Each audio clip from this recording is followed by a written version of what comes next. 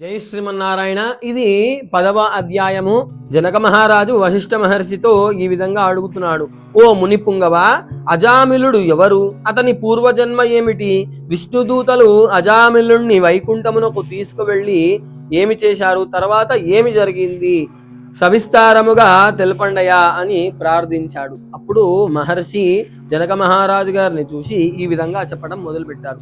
ఓ రాజా, విష్ణుదూతలు అజామిలుణ్ణి వైకుంఠమునకు తీసుకువెళ్ళగానే తర్వాత యమభటులు యమధర్మరాజు వద్దకు వెళ్ళి, ప్రభు, మీ ఆజ్ఞ మేరకు అజామిలుణ్ణి తీసుకొని వచ్చుటకు వెళ్ళగా అక్కడికి వచ్చినటువంటి విష్ణుదూతలు మాతో వాదించి అతన్ని వైకుంఠమునకు తీసుకుపోయినారు. చేయునది లేక మేము ఉట్టి చేతులతో తిరిగి వచ్చాము అని తెలిపారు. అందుకు యమధర్మరాజు గారు, ఇంతకు ముందెన్నడూ ఈ విధంగా జరగలేదు, ఇందులకేదో గట్టి కారణమే ఉండి ఉన్నది అని ఒకంతసేపు ఆలోచించి అజామిలుని యొక్క పూర్వజన్మ వృత్తాంతమును కూడా తెలుసుకొని తలపించుకొని ఊరుకుండెను.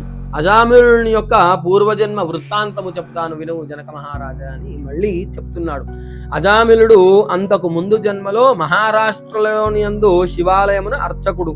అయితే చక్కని రూపము గల అతడు తన సిరి సంపదల చేతను బలము చేతను చక్కదనము వలన గర్వము కలిగిన వాడై తను ఇష్టమొచ్చినట్లు ఆలయ ధనమును కాజేసి ధూప దీప నైవేద్యములను పూర్తిగా వదిలి చెడు సావాసాలతో విచ్చలవిడిగా సంచరిస్తూ ఉండేవాడు.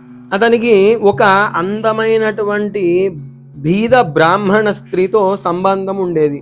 ఆమె భర్త అందవికారంగా ఉండుట వలన చూచి చూడనట్లుండి భిక్షాటనకై వెళ్ళి చుట్టుపక్కల తిరుగుతూ ఎప్పటికో ఇంటికి వచ్చి కాలము గడిపేవాడు.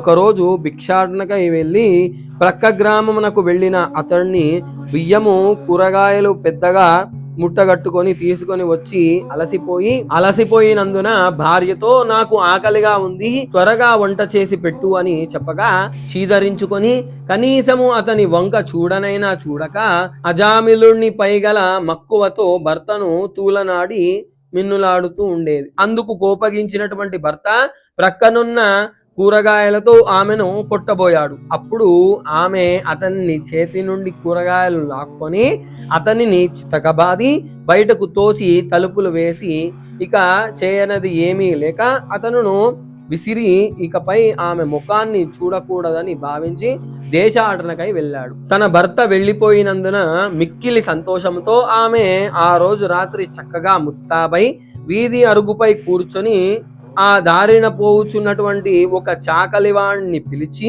ఆ రాత్రికి తన కోరిక తీర్చు అని తనతో సుఖించమని కోరెను. అప్పుడు చాకలి, అమ్మా, నేను నీచ కులస్తుణ్ణి, నీవు ఉత్తమమైనటువంటి బ్రాహ్మణ స్త్రీవి. బ్రాహ్మణ స్త్రీ సంగమము తక్కువ కులస్తులకు మిక్కిలి పాపము పుట్టునని నీకు తెలుసు కదా, నేనిట్టి పని చెయ్యను అని త్వరగా అతను వెళ్ళిపోయాడు. అతని అమాయకత్వమునకు చూసి పకపక నవ్వుతూ ఆమె బయలుదేరి ఆ ఊరి శివార్చకుని వద్దకు వెళ్లి తన కోరిక తీర్చమని ఎన్నో విధాలుగా బ్రతిమిలాడి ఆ రాత్రి అతనితో సుఖించి తెల్లవారుజామున తిరిగి ఇంటికి వచ్చి, అయ్యో, అగ్ని సాక్షిగా పెళ్లాడిన భర్తను తరిమి కొట్టి క్షణికమైన కోరికకు లోనై నేను ఇటువంటి పాపపు పని చేశాను అని అనేక విధాలుగా తలపోసి ఒక కూలివాణ్ణి పిలిచి అతనికి ధనమిచ్చి తన భర్తను వెదికి తీసుకురమ్మని వాళ్ళని పంపించింది. కొంతకాలమునకు ఇంటికి తిరిగి వచ్చినటువంటి తన భర్త పాదములపై పడి క్షమించమని పరిపరి విధాలుగా ప్రార్థించింది. ఆ తర్వాత మంచి ప్రవర్తనతో తన భర్త అనురాగమును పొందింది. కొంతకాలము తర్వాత శివార్చకుడు మరణించి రౌరవాది నరకములను అనుభవించి తర్వాత మానవ జన్మ పొంది సత్యవ్రతుడనేటటువంటి బ్రాహ్మణునికి కుమారుడిగా పుట్టి కార్తీక మాసమున స్నానాదులను ఆచరించి దేవాలయ సందర్శనము చేసినందువలన అతనుకు ముందు 7 జన్మలలో చేసినటువంటి పాపము నశించి అజామిలునిగా పుట్టాడు. ఈ జన్మలో మరణ సమయమున నారాయణ అని స్మరించుట వలన వైకుంఠమునకేగెను. బ్రాహ్మణుని భార్య కూడా రోగగ్రస్తురాలై చనిపోయి యమలోకమునకు పోయి నరకమును అనుభవించి ఒక మాలవాని ఇంట పుట్టెను. ఆ పిల్ల తండ్రి గండమున పుట్టినదై జ్యోతిష్కులు చెప్పినందున మాలవాడు శిశువును అడవిలో వదిలిపెట్టి వెళ్ళిపోయాడు.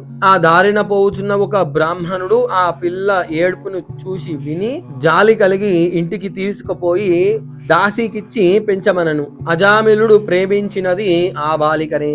ఇదే వారి పూర్వజన్మ వృత్తాంతము. నిర్మలమైనటువంటి మనసుతో శివకేశవులను ధ్యానించుచు కార్తీక మాసమున స్నానము ఆచరించుట మొదలైన వాటి వల్ల ఎంతటి పాపము చేసిన వారైనను మోక్షమును పొందగలరు. కనుక కార్తీక వ్రతాన్ని ఆచరించి పురాణ పఠన శ్రవణము చేసిన వారు సమస్త సుఖాలను పొందగలరు అని వశిష్ఠ మహర్షి జనక మహారాజు గారితో చెప్తూ ఈ యొక్క దశమ అధ్యాయాన్ని పూర్తి అంటే 10వ అధ్యాయాన్ని పూర్తి చేస్తున్నాడు. శివాయ గురవే నమః. జై శ్రీమన్నారాయణ.